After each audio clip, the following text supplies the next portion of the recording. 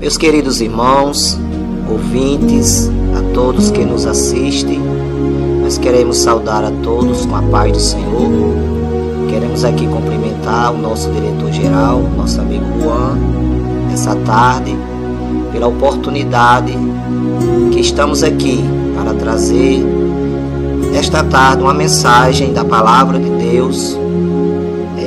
Queremos aqui tomar como base no livro de Gênesis, capítulo 6, a partir do versículo de número 5. Queremos trazer aqui uma reflexão da Palavra de Deus a todos que nos assistem ou que nos ouvem, pois a Palavra de Deus, conforme o escrito aos Hebreus, ela é poderosa, é viva, é eficaz, é mais penetrante do que espada alguma de dois gumes. Penetra a divisão da alma, do espírito, das juntas e medula, e é apta para discernir os pensamentos e intenções do coração. E nessa tarde nós queremos, no capítulo 6, versículo 5, versículos 6, 7 e 8 de Gênesis, lermos e trazemos aqui a poderosa Palavra de Deus. Diz o texto sagrado: E viu o Senhor que a maldade dos homens se multiplicara sobre a terra, e que toda a imaginação dos pensamentos de seu coração era somar continuamente. Então arrependeu-se o Senhor de haver feito o homem sobre a terra, e pesou-lhe em seu coração. E disse o Senhor: Destruirei de sobre a face da terra o homem que criei, desde o homem até o animal, até ao réptil, as aves do céu, porque me arrependo de os ver feito. Noé, porém, achou graça aos olhos do Senhor. Esse texto da Bíblia Sagrada, no contexto, nos fala sobre a criação do mundo, a criação de todas as coisas. E nós vemos que Deus criou todas as coisas pelo poder da sua palavra. Deus criou os mares, os céus, a terra, os peixes, as aves, todas as coisas Deus criou pelo poder da sua palavra. Porém, Deus teve a alegria de criar o homem com as suas próprias mãos. Diz a Bíblia que Deus ali, ao criar o homem, Ele disse: façamos o homem a nossa imagem, conforme a nossa semelhança. Sabemos que ali Jesus estava presente com o Pai e o Espírito Santo, porque Jesus é desde a eternidade. Capítulo 1 do Evangelho de João, versículo 1, diz que no princípio era o Verbo estava com Deus e o Verbo era Deus. Então ali Deus criou o homem do pó da terra e soprou em suas narinas o fôlego de vida, e o homem foi feito alma vivente. Porém, o texto nos diz que o homem que Deus criou com tanto amor, com tanto prazer e alegria, Deus preparou um grande jardim, um jardim muito florido, com todo tipo de fruta, para que o homem ali desfrutasse. Mas Deus, vendo o homem só, Deus fez uma companheira para o homem, fazendo o mesmo cair em um pesado sono. E ali Deus cerrou uma das suas costelas, e da costela do homem preparou a sua companheira, a sua disjuntora. E a Bíblia nos fala que todas as tardes Deus visitava aquele casal. Todas as tardes Deus tinha aquele momento certo de conversar com aquele casal naquele jardim.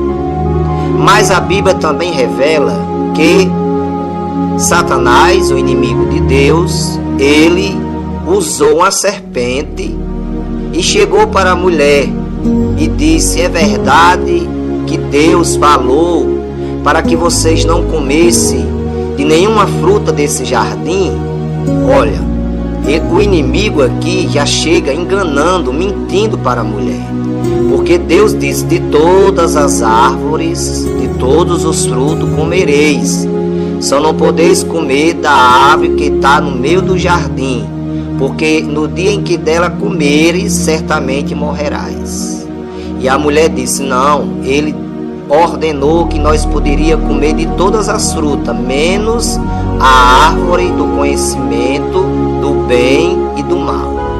E Satanás, falando na boca da serpente, disse: ele não quer que vocês provem dessa fruta, porque ele sabe que no dia em que dela comeres, vocês serão semelhantes a ele.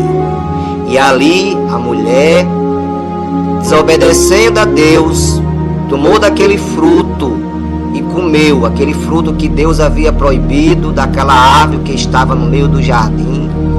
E ali na mulher, em Eva, se cumpre o que João escreve na sua primeira epístola, no capítulo 2, a partir do versículo 15. O apóstolo João diz: não ameis o mundo, nem o que no mundo há, porque aquele que ama o mundo, o amor do Pai não está nele. Porque tudo que há no mundo é a concupiscência da carne, a concupiscência dos olhos, a soberba da vida, não é do Pai, mas do mundo. E o mundo passa, e as suas concupiscências, mas aquele que faz a vontade de Deus, esse permanece para sempre. Então a mulher, naquele momento, tomou a atitude de si própria, de desobedecer a ordem de Deus, e tomou daquele fruto e comeu. E a Bíblia diz que ela se dirigiu ao seu companheiro, a Adão, e ofereceu aquele fruto daquela árvore que Deus havia proibido. E Adão também comeu do fruto proibido que Deus havia dito que não podia comer. E ali aquele casal pecaram contra Deus, desobedecendo a sua ordem, a sua palavra. Só que a Bíblia, mais à frente, diz que Deus, ao chegar à tarde, como sempre ele fazia, quando ele chegava, chamava por Adão, e quando ele chamou Adão: onde estás? E Adão, escondido, disse: Senhor, estou aqui, porque eu estou nu.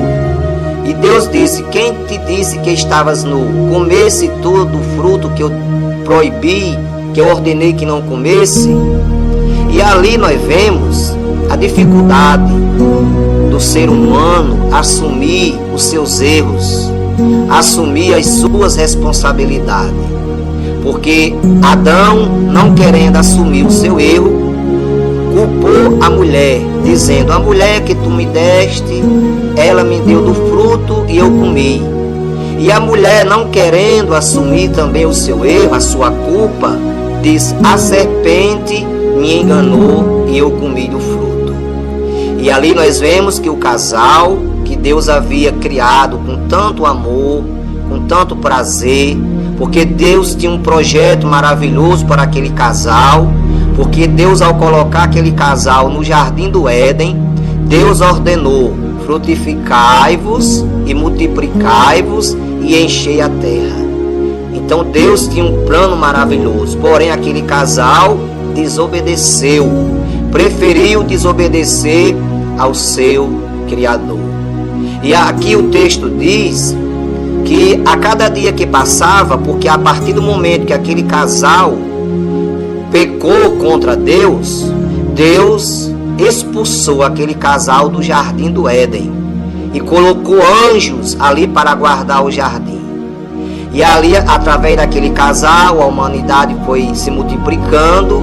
Nós vemos que o primeiro crime foi entre dois irmãos. Caim matou seu irmão Abel, e daí por diante a maldade foi se multiplicando sobre a face da terra. E diz as Sagradas Escrituras que Deus, ele se arrependeu de ter feito o homem. E ali ele pensou em destruir o homem, em tudo que ele havia feito. Ele pensou em destruir da face da terra.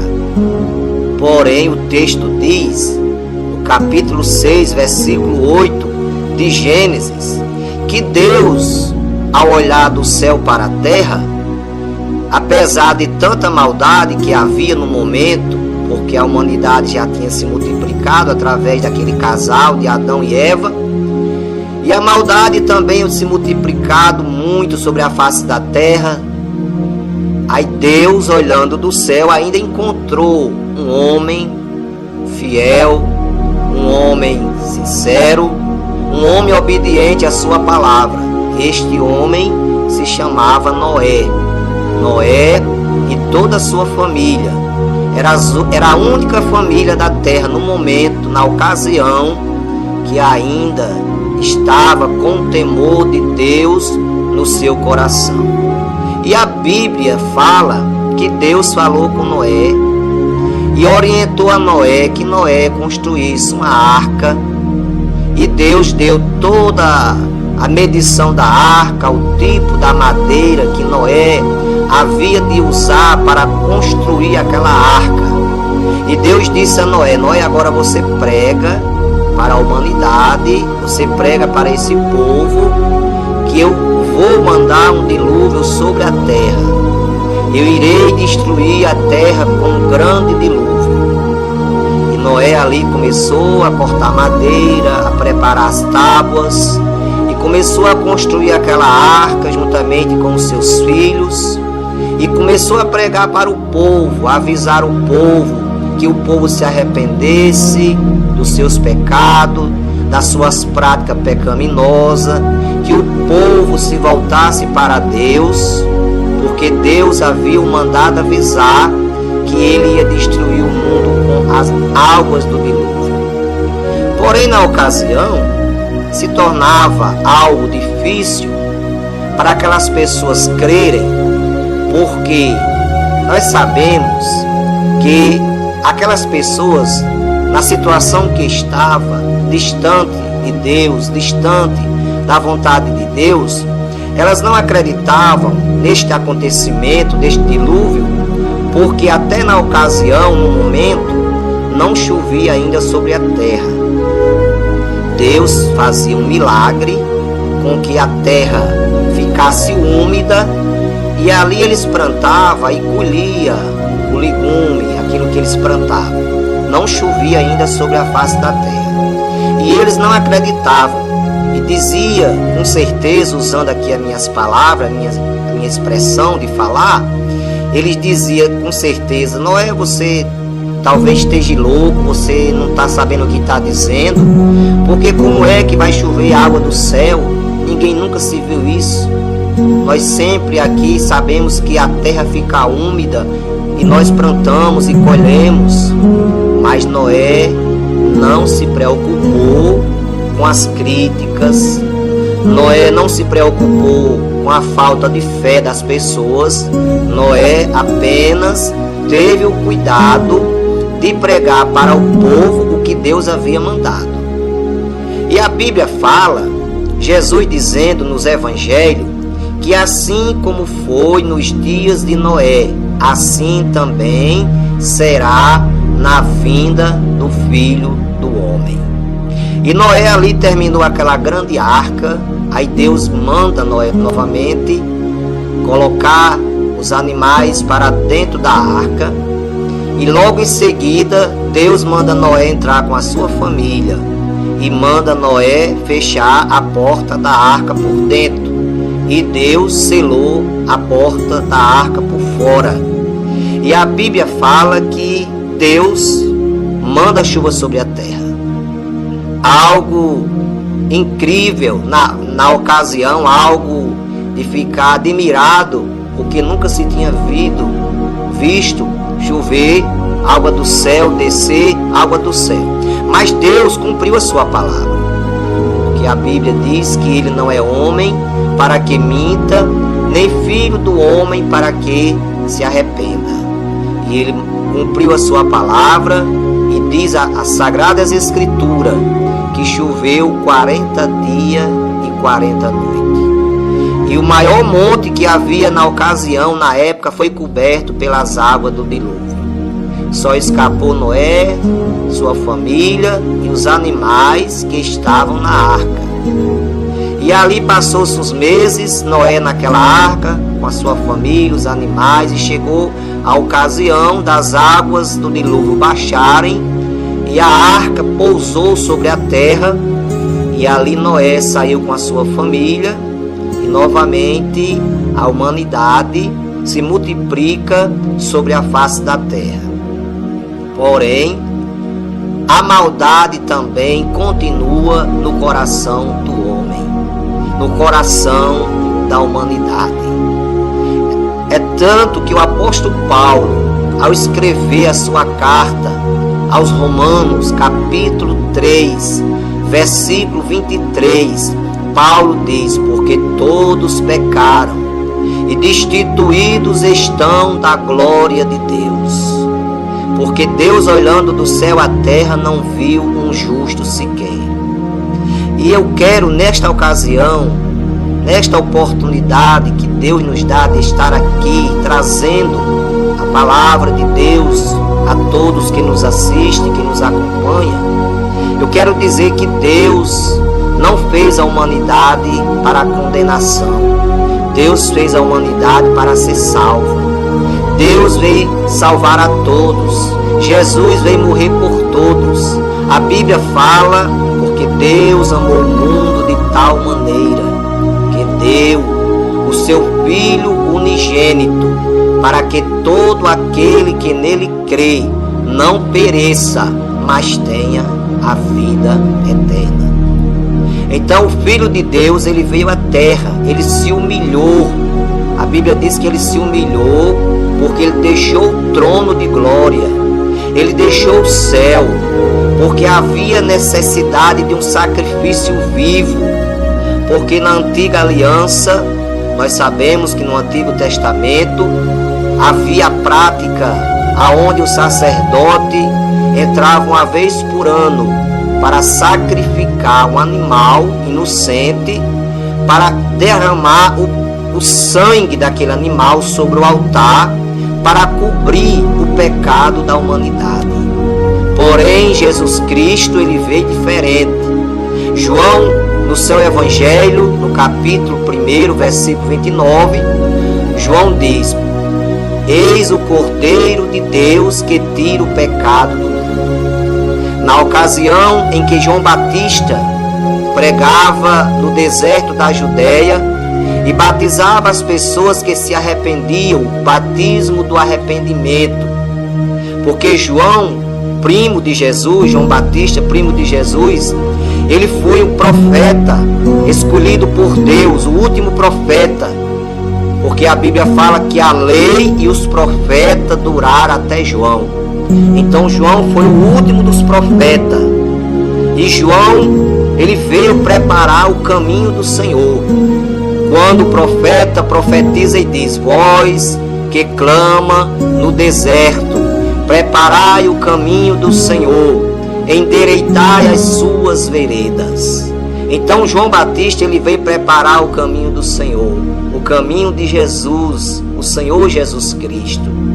E quando João, na ocasião, lá no Evangelho, ele estava ali batizando, e ele pregava para aquela multidão e dizia: eu batizo com água para o arrependimento, mas aquele que vem após mim é mais poderoso do que eu, cujas sandálias não sou digno de levar. Ele vos batizará com Espírito Santo e com fogo. E naquela ocasião, Jesus, ele veio ao encontro de João para ser batizado por João. E quando João Batista viu a Jesus, apontou para Jesus, mostrando a multidão, e disse: eis o Cordeiro de Deus que tira o pecado do mundo.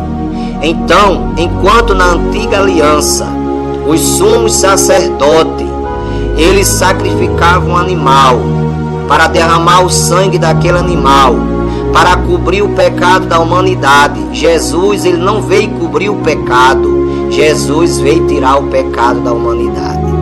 Ele veio nesta missão. porque o sangue de Jesus nos purifica de todo pecado. Assim diz a palavra de Deus.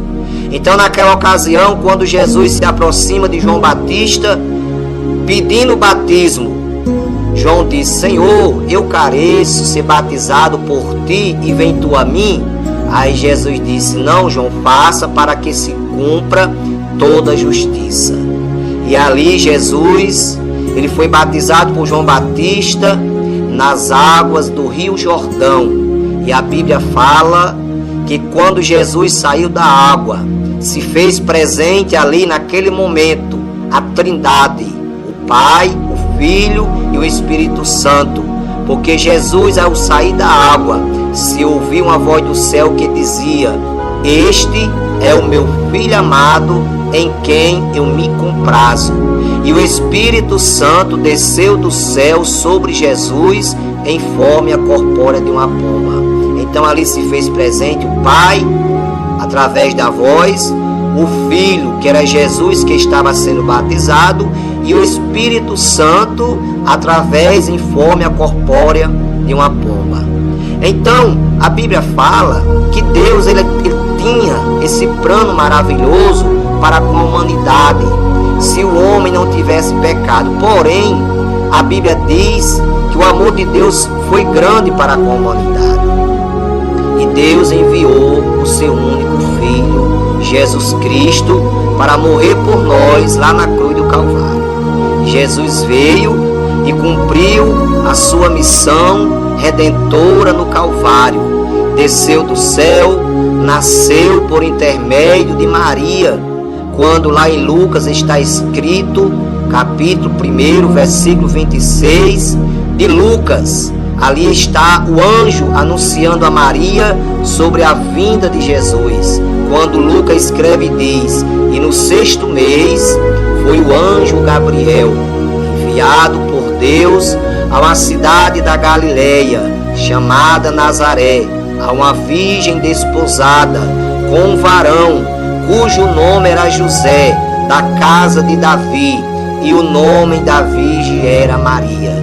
E ali o anjo Gabriel anunciou a Maria o nascimento do Salvador. Falou para Maria que ela seria a mãe do Salvador, a mãe daquele que havia de salvar o povo de Israel, que havia de salvar a humanidade. E Maria ali não compreendeu a mensagem do anjo e disse: como pode ser isso, visto que eu não conheço o varão? Aí o anjo Gabriel disse: Maria, descerá sobre ti a virtude do Altíssimo, e aquele que em ti será gerado por obra e graça do Espírito Santo de Deus. E ali Maria diz: eis aqui a serva do Senhor, cumpra-se em mim segundo a tua palavra. E Maria ali se prontificou como serva de Deus, e ali Jesus, por obra e graça do Espírito Santo, foi gerado no ventre de Maria. E chegando o tempo determinado de Jesus nascer, a Bíblia diz que ele nasceu em uma humilde manjedoura, porque não acharam José, não achou hospedagem para que Maria tivesse a Jesus, para que Maria tivesse o Salvador. E ali Maria teve aquela criança em um estábulo e colocaram aquela criança em uma humilde manjedoura. E diz a Bíblia que Jesus ele cresce como qualquer criança naturalmente cresce. Aos 12 anos estava no meio dos doutores, interrogando, sendo interrogado e dando a resposta das interrogações dos doutores, de forma que os doutores se admiravam com a sabedoria daquela criança. Um menino de apenas 12 anos, mas tinha uma sabedoria extraordinária, ou seja, a sabedoria de Deus estava sobre a vida daquele menino de apenas 12 anos de idade. E a Bíblia diz que Jesus cresce e com quase 30 anos de idade foi batizado nas águas. E a partir dali, Jesus começa o seu ministério na terra, pregando o reino de Deus, porque começou por João Batista, a pregação do Evangelho, mataram João Batista, arrancando a sua cabeça, simplesmente porque João era um profeta de Deus, um homem de Deus que pregava a verdade, e pelos reis não gostarem, mandaram decapitar a João. Mas Jesus continua pregando o Evangelho, pregando o reino de Deus e dizendo: arrependei-vos e crede no Evangelho. Arrependei-vos, porque é chegado o reino de Deus. E a Bíblia diz que o primeiro milagre que Jesus operou no seu ministério, porque após ele ser batizado lá no Rio Jordão, a Bíblia diz que o Espírito leva Jesus ao deserto. E Jesus, ele jejuma 40 dias e 40 noites. E após os 40 dias e 40 noites, chega-se a ele o tentador. Jesus é tentado pelo diabo depois dos 40 dias e 40 noites de jejum e oração que Jesus passou na presença do Pai. E a Bíblia diz que o diabo chega para Jesus e, sabendo o ponto fraco de Jesus naquele momento, porque nós sabemos que Jesus, ele tinha duas naturezas, era 100% homem e 100% Deus. Tinha a natureza humana e a natureza divina. E como homem, como ser humano, ele sentia fome, sentia sede, cansaço, assim como todos nós sentimos também. E ali, Satanás, sabendo que a necessidade no momento de Jesus era comida, aí ele chegou para Jesus e disse: se tu és o Filho de Deus, transforma essas pedras em pães. E Jesus, em resposta ao diabo, disse: está escrito, nem só de pão viverá o homem, mas de toda palavra que sai da boca de Deus. Aí naquele momento a Bíblia diz que o diabo transporta Jesus a um monte muito alto e usa um versículo da Bíblia. O diabo, conhecendo também as Escrituras, ele foi lá para o Salmo 91, versículo 11, e usou um versículo da Bíblia dizendo: lança daqui abaixo, porque não está escrito que aos teus anjos dará ordem ao teu respeito, e tomar-te-ão em tuas mãos, para que nunca tropeces em alguma pedra. Aí Jesus, novamente usando a palavra, diz: também está escrito, Satanás, não tentarás o Senhor teu Deus. Novamente o diabo leva Jesus a um local e mostra todos os reinos do mundo e a sua glória, e diz para Jesus: me adora, porque tudo isso te darei, se prostrade me adorares. Aí Jesus diz: está escrito, nem somente ao Senhor teu Deus adorarás, e só a Ele servirás. E ali a Bíblia diz que o diabo se ausentou dali, foi embora. Os anjos de Deus vieram e serviram a Jesus. Aí Jesus dali começa o seu ministério, porque o ministério de Cristo na terra foi um ministério curto, apenas de 3 anos de ministério. Mas dentro desses 3 anos de ministério, Jesus consegue formar um grupo de discípulos, 12 discípulos, 12 apóstolos, para lhe acompanhar na sua missão que Deus havia lhe entregado para fazer na terra, de pregar o Evangelho, de fazer milagres. E o primeiro milagre, no capítulo 2 de João, foi quando Jesus foi convidado para uma festa de casamento. E ali estava Jesus, os seus irmãos, a sua mãe Maria. E na ocasião, em meio à festa, a Bíblia fala que o vinho se acabou. E Maria chega para Jesus e diz: acabou-se o vinho, não tem vinho. E Jesus olha para Maria, para sua mãe, e diz: mulher, que tenho eu contigo? Ainda não é chegada a minha hora. E ali Jesus manda os serventes da festa pegarem algumas vasilhas e encherem d'água. E ali eles fazem o que Jesus manda, e ali Jesus ora, e aquela água é transformada em vinho. Foi o primeiro milagre que Jesus operou na terra. E daí por diante Jesus operou muitos milagres, quando a Bíblia fala que ele, ao entrar na cidade de Jericó, havia ali um homem chamado Bartimeu, um homem cego de nascença, um homem que havia nascido cego, um homem que necessitava de pedir esmola para sobreviver, porque naquela época não existia aposentadoria, não existia benefício. A pessoa que tinha algum defeito físico, que nascesse doente, teria que se obrigar a pedir esmola para sobreviver. E aquele homem estava ali, o Bartimeu, o cego, filho de Timeu, muitos anos se sentava naquela calçada, pedia esmola para sobreviver. E quando Jesus entra naquela cidade, aquele cego, ao ouvir o barulho, talvez pensasse até que era um cortejo fúnebre, pensasse que era outra coisa. Aí ele perguntou a alguém o que é que estava acontecendo naquela ocasião. E alguém disse que era Jesus que estava entrando na cidade. E aquele cego, a Bíblia fala que ele começa a gritar: Jesus, filho de Davi, tem misericórdia de mim. E diz que alguém chegou para ele e mandou ele se calar. Mas novamente ele grita com mais força, com mais entusiasmo. E diz: Jesus, filho de Davi, tem misericórdia de mim. E Jesus manda chamar aquele cego e pergunta: o que queres que eu te faça? E aquele cego diz: Senhor, eu quero ver. Aí Jesus diz: vê, a tua fé te salvou. Então, em muitas ocasiões, nós vemos nos evangelhos os milagres operados por Jesus. Lá no capítulo 11 do evangelho de João, nós vemos Jesus ressuscitando a Lázaro com 4 dias de sepultado. Lázaro sendo um grande amigo de Jesus. Porém, Jesus, ao chegar na casa de Lázaro, fazia 4 dias que haviam sepultado a Lázaro. E Jesus, vendo o choro das pessoas, todas comovidas com a partida de Lázaro, suas irmãs Marta e Maria, Jesus também se comoveu, porque ele tinha também sentimentos, porque ele tinha o lado humano dele.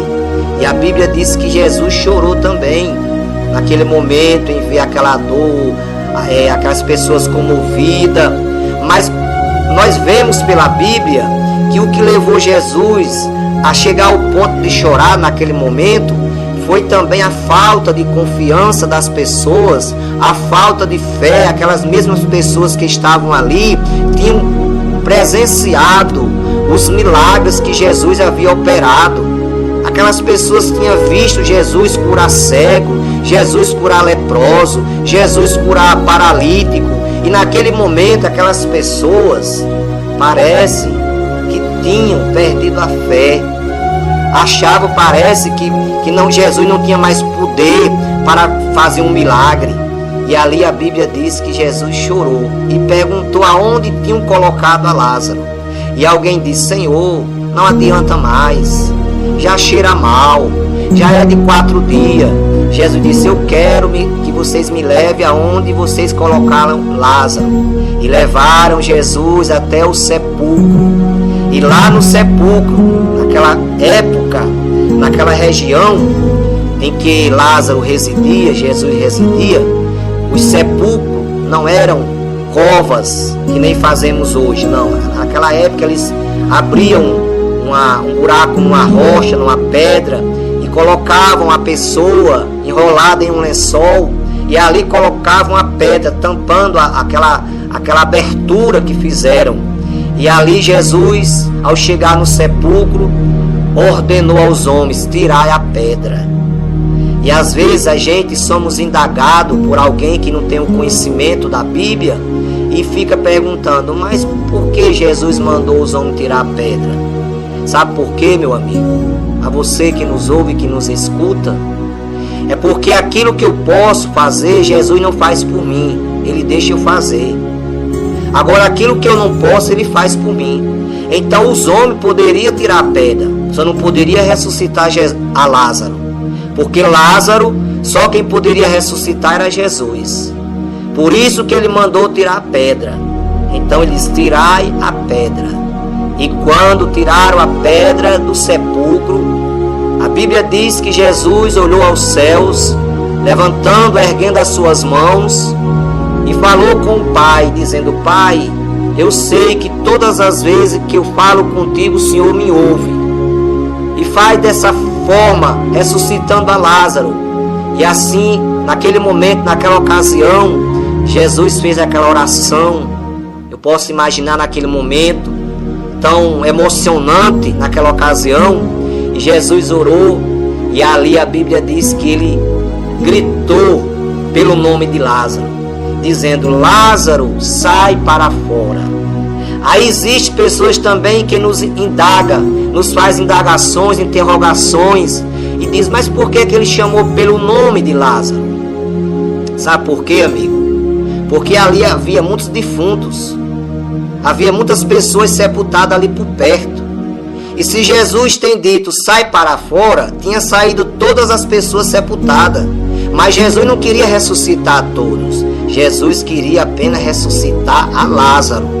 Por isso que ele especificou o nome: Lázaro, sai para fora. E ali Lázaro saiu, e Jesus disse: desenrolai-o. E desenrolaram a ele, porque naquela época os defuntos eram enrolados em um lençol dos pés à cabeça, e tiraram aquele lençol. E assim Jesus realizou o grande milagre da ressurreição de Lázaro. Mas nessa tarde, diante do que já temos falado, diante do que já temos dito, extraído da Bíblia, da palavra de Deus, que é o nosso objetivo de estarmos aqui neste dia, nesta oportunidade, é para trazer a palavra de Deus a todos que nos ouvem, que nos assistem, que nos acompanham. Eu quero dizer que diante dos milagres que Jesus fez, curando os cegos, ressuscitando mortos, limpando os leprosos, curando os coxos, os aleijados, não existe outro milagre maior do que a salvação de uma pessoa. A salvação de uma pessoa é o maior milagre que pode existir na face da terra. Porque não adianta eu ter saúde e não ter a minha salvação. Não adianta eu ter perfeita saúde, ser uma pessoa normal, ter tudo e não ter a minha vida eterna, a certeza da vida eterna, a salvação da minha alma. Porque o próprio Jesus falou: o que é que adianta o homem ganhar o mundo inteiro e perder a sua alma? Porque certa ocasião, diz a Bíblia que existia um homem muito rico, e ele colocou um propósito em seu coração, dizendo: eu vou derrubar os meus celeiros, vou fazer outros maiores, vou encher de comida e vou dizer: alma, folga, bebe, porque eu tenho tudo. Só que Jesus ali, a Bíblia diz, o texto diz que aquele homem ouviu uma voz dizendo: louco, se hoje pedir a tua alma, o que tens preparado? Aí Jesus continua dizendo: o que é que adianta ganhar o mundo inteiro e perder a sua alma? Mas aqueles que ouvem a mensagem do Evangelho e acreditam na mensagem, acreditam na palavra, porque o profeta Isaías diz: quem deu crédito à nossa pregação e a quem se manifestou o braço do Senhor. Então aquele que crê na palavra de Deus, aquele que absorve a palavra, aquele que deixa a palavra descer o coração, porque quando a pessoa ouve e deixa a palavra entrar nos seus ouvidos e descer ao coração, é quando Deus pode trabalhar na vida dessa pessoa. Eu lhe garanto nessa tarde, neste início de noite, eu lhe garanto que você será uma pessoa que fez a melhor coisa na sua vida, creu, acreditou na palavra, aceitou a Cristo como seu Salvador, reconheceu o sacrifício de Jesus na cruz do Calvário, porque ele diz lá em João, capítulo 14, versículo 6, eu sou o caminho, a verdade e a vida, e ninguém vem ao Pai a não ser por mim. Então Jesus é o caminho para o céu. Jesus é o único que tem o poder de perdoar os seus pecados. João, escrevendo na sua epístola, capítulo 2, na primeira epístola, ele diz: filhinhos, não pequeis, mas se pecardes, tendes um advogado para com o Pai, Jesus Cristo justo. Então Jesus é o perdoador de pecado. E nesta ocasião, lhe deixo um conselho para que você creia na palavra, acredite na mensagem da palavra, leia a palavra de Deus. Você que ainda não é evangélico, você ainda que não tem muito conhecimento das Escrituras, você procure uma Bíblia, adquira uma Bíblia, comece a ler a palavra de Deus, e eu lhe garanto que Deus vai falar com você através da sua palavra. Porque Deus fala de muitas formas, e uma das formas que Deus fala para a pessoa é através da sua palavra. Então, neste momento, estou feliz, estou alegre, estou grato a Deus por esta oportunidade que Deus nos concede de estarmos aqui anunciando o Evangelho, cumprindo o ide, que Jesus diz lá em Marcos 16:15, ide por todo mundo, pregai o Evangelho a toda criatura. E para mim é um motivo de muita alegria, de muita felicidade, estar através das mídias pregando o Evangelho, anunciando Jesus como Salvador. Então, que Deus abençoe a todos.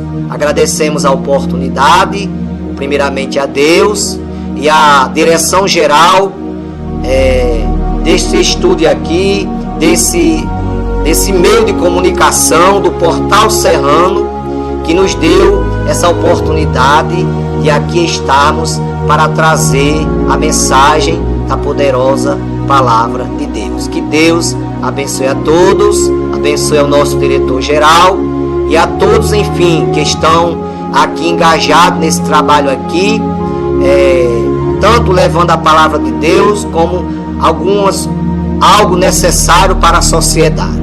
Então, que Deus abençoe a todos e agradeço a oportunidade